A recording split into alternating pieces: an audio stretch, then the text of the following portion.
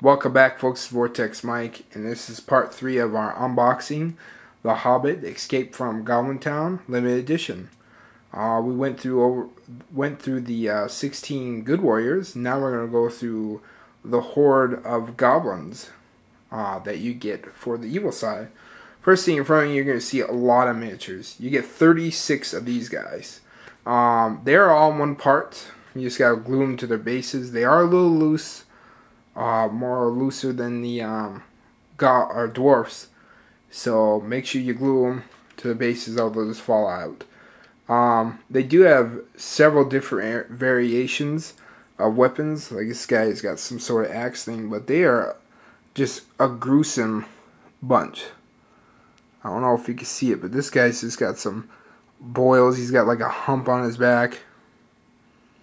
Trying to get him so you can see him. They're just nasty guys.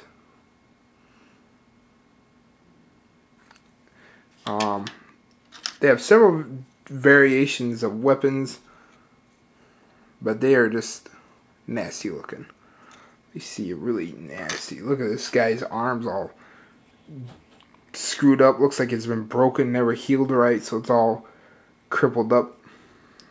His back's all full of boils and knots and tumors. These guys are just nasty looking. They are pretty horrifying. A lot better compared to the Moria goblins, which look like little insects. These guys are true goblins.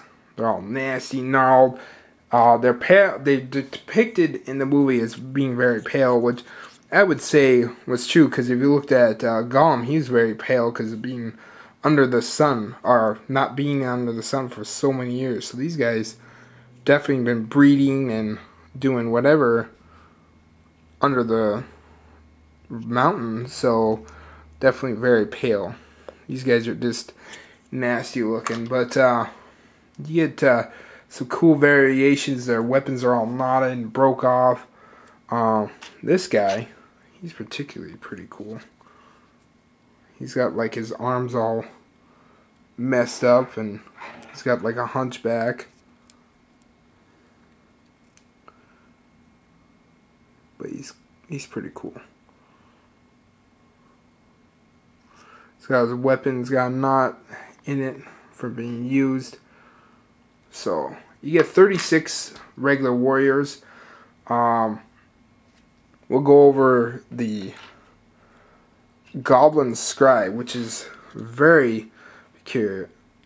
I thought it was a when I first looked at it, I thought it was like a catapult. So I saw the rock, I'm like, oh, okay. But then I remembered in the movie, this little guy, when the Goblin King's talking to this guy, and he writes down stuff. And I don't know if he could get it, but he actually writes stuff with a long fingernail and uses it as a quill. So he's just a nasty little guy. And he's on this little thing that the Goblin King can yell at him. He can be winched up to the Goblin King's face. He's on a platform. It's pretty cool. Pretty cool piece. I don't know if it moves. Pretty much I think it's stationary where it's at. I have to look up the movement points and see if it's got any movement points, because I don't think it does. Now another odd guy is this little guy. This tiny little guy compared to the other guys. He is actually a goblin captain, which I thought was pretty weird, because of the size, you think he might be bigger like the Goblin King, but he's actually a goblin captain. Pretty weird. This guy is a named goblin commander. He's second command. He's Gunnar. I believe I'm saying it right. Let me look at it. That's a Grinna, or something like that. Grinna. He's got the whip in his hands, and he's got the knife. So basically, if you look at his character, you know, he's got the knife. Get going, you know, he's gonna whip these guys, get them moving. For the Goblin King, he's pretty gruesome himself. He's got the boils and whatever on his back, and he's got that whip. It's got like thorns on it or something. I think it's a stick. Let me look at that. kind of looks like a vine or something that has thorns. So he's whipping him with a vine with thorns on that. That's gotta hurt.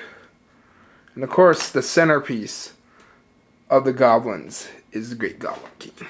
He is pretty badass. Look, first of all, his size comparison. He is huge. Even to the dwarfs, he's very big. Let me get a dwarf here so we can do a size comparison. Even to a human-sized character like Gandalf. He's over twice his height. And he's a fat, this nasty guy. As you see on his belly, he's got all these boils and stuff. And then on his face, he's got this big old cancerous tumor on his face. He's just a nasty guy. He's got on his back, too. His hand, he's got some kind of hammer or some kind of staff or something. But he's just a nasty guy. Look at that mug. But, yeah, they all assembled. He was multi-part. Besides the Goblin Scribe, he's the only multi-part enemy. All the other ones were one sprue, which is understandable. It was just like that in the Mines of Moria package. Of course, compared to that versus this, these models are better detailed, and they're pretty cool. Have to say, Goblin King is about a cave troll size, because he's pretty big. So, bigger than orc. But yeah, there is. So in total, you get 36 warriors. Goblin King, he's 37. Get Grinna, which is 38. You get the Goblin Scribe, which is 39. And you get the Goblin Captain. So you get a total of 40 miniatures in the evil side. There's a lot of miniatures to play with. Definitely makes it hard for the good player because you can put these guys all over the place on the maps. I've seen the scenarios. I kind of read over them a little bit. There's some nasty scenarios where the guys got to get their weapons and stuff. Next part 4, we're going to go over the new ruler, and then the Goblin Throne, and the Goblin King platform. The platform where his throne's on. We'll go over that. So see you in the next video.